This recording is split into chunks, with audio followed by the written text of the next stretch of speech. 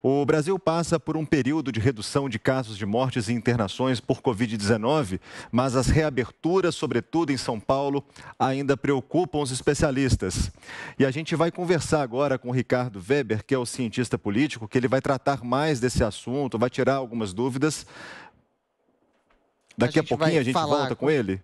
Tá ok, a gente recebe agora o cientista político Ricardo Weber, que vai falar um pouquinho com a gente sobre o trecho da LDO, a gente vai falar sobre o veto ao fundo eleitoral que o presidente Jair Bolsonaro fez recentemente e também essas relações cada vez mais complicadas, hein, Ricardo, entre os poderes, hein? Obrigada pelo seu tempo aqui conosco, pela entrevista ao Jornal da Manhã, bem-vindo. Muito obrigado, é um prazer estar com vocês e debater um tema tão importante, tão relevante para a história do Brasil, né? Vivemos um momento aí muito delicado, um momento que inspira muito cuidado. Acredito ferrenhamente que as autoridades públicas no Brasil hoje têm plena consciência de que nós vivemos um momento ímpar na história do Brasil, mas parece que uma solução para esse imbróglio está longe, né, de ser vislumbrada. A gente está escalando numa crise institucional em que a guerra dos poderes, infelizmente, está preponderando. Essa é uma situação realmente muito delicada, né? Sim. O presidente Bolsonaro não tinha muita alternativa, né, diante da perspectiva de votar o fundo, né? Esse fundo é imoral, esse fundo é absolutamente inconsequente diante da conjuntura que o país vive atualmente, né? No meio de uma pandemia, né? A economia do país sofrendo pesadas consequências, um fundo de 5,7 bilhões absolutamente imoral. E a base, né, do presidente Jair Bolsonaro é uma base eleitoral preocupada, sobretudo, né, com a questão da ética na política, né, preocupada, sobretudo, com a questão da corrupção, preocupada, sobretudo, com a questão do bom gasto do dinheiro público. Portanto, Bolsonaro teria que vetar, né, não teria muita alternativa, né, ele se desgastaria politicamente de uma forma muito séria. Então, eu acredito que o presidente Bolsonaro pode conseguir futuramente, né, na discussão do orçamento, uma composição e ter um poder de barganha muito mais forte a partir desse veto, né? Ele, por um lado, não perde tanta força política perante o seu eleitorado no momento presente e joga a discussão para depois, podendo, né, exercer um poder de barganha mais forte, né, e se sustentar aí nessa luta, né, que ele está travando hoje com o poder judiciário. Ricardo Weber, cientista político, agora a pergunta de Paulo Pousonoff. Bom dia, Ricardo. Bem, essa decisão do presidente chama atenção porque ela pode ser lida também como o presidente optando aí por atender aos apelos da sua base eleitoral, né, do povo, e ignorando um pouco aquelas relações um pouco mais promíscuas ali com o Congresso. Muita gente aponta que isso pode representar um enfraquecimento do presidente Jair Bolsonaro no Congresso, né? Porque os congressistas querem esse dinheiro. Você acredita nesse enfraquecimento? E como você vê essa opção do presidente por ceder aos apelos aí da sua base eleitoral, né, do povo, dando um pouco as costas mais para o Congresso? Veja, nós estamos num momento absolutamente ímpar, né? Normalmente, as instituições estariam garantindo aí, né, os retornos do comportamento moderado, né, do comportamento de busca de consenso, e nessas ocasiões mais normais, o presidente deveria buscar tudo a governabilidade, né, a composição com o Congresso. No entanto, me parece que nós excedemos certos limites institucionais, né? Nós estamos vivendo uma crise realmente de dimensões que podem ser muito dramáticas no futuro próximo do Brasil. E nessa circunstância, o presidente Bolsonaro busca apelar, né, para o poder das ruas. Ele vem fazendo isso consistentemente ao longo do tempo. A gente não pode ignorar que o presidente Bolsonaro foi eleito prescindindo, né, de uma campanha milionária, né, de grandes doações. Ele foi eleito, sobretudo, pela internet, num momento dramático da história do país, mas um momento de grande rejeição à política, mas política tradicional, né, a forma partidária de se fazer política, né? Então, o Bolsonaro simboliza um pouco, né, esse descomprometimento com campanhas milionárias, né, com grandes recursos para conseguir se eleger, né, ele foi eleito, se eu não me engano, uma faixa de 2,5 milhões de reais. Né? Isso é uma quantia pífia, né, em termos de Brasil, para fazer um presidente da República. Portanto, eu acho que ele simboliza um pouco isso. Ele se apega a essa imagem, capitalizando um potencial político muito grande quando assim procede. Ricardo, qual que é o impacto de mais uma derrota do Bolsonaro, podemos dizer assim, porque a pressão sobre ele depois desse veto vai aumentar muito? Quais são os próximos passos? O que ele deve fazer agora para driblar essa pressão que vai vir agora, porque ninguém gostou da decisão dele? Podemos dizer assim? Pode. Acho que a gente pode dizer que ninguém gostou. Eu acho que a gente pode dizer que os acontecimentos daqui para frente podem se revelar bastante dramáticos. Uma guerra institucional está em curso, a gente não pode esquecer disso.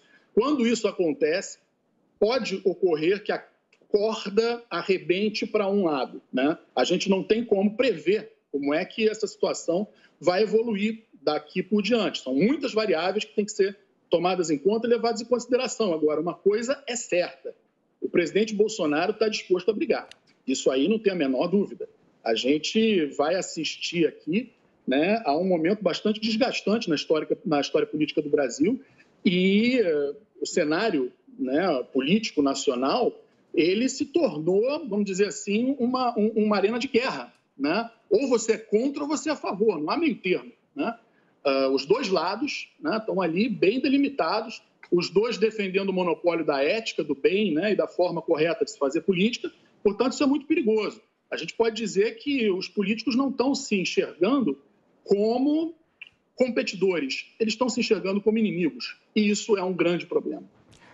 Paulo Pozonoff, seu comentário.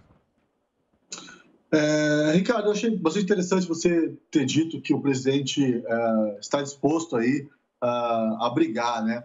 A gente vai ver, provavelmente, nas próximas semanas, o Senado rejeitando esse pedido de impeachment do Alexandre de Moraes.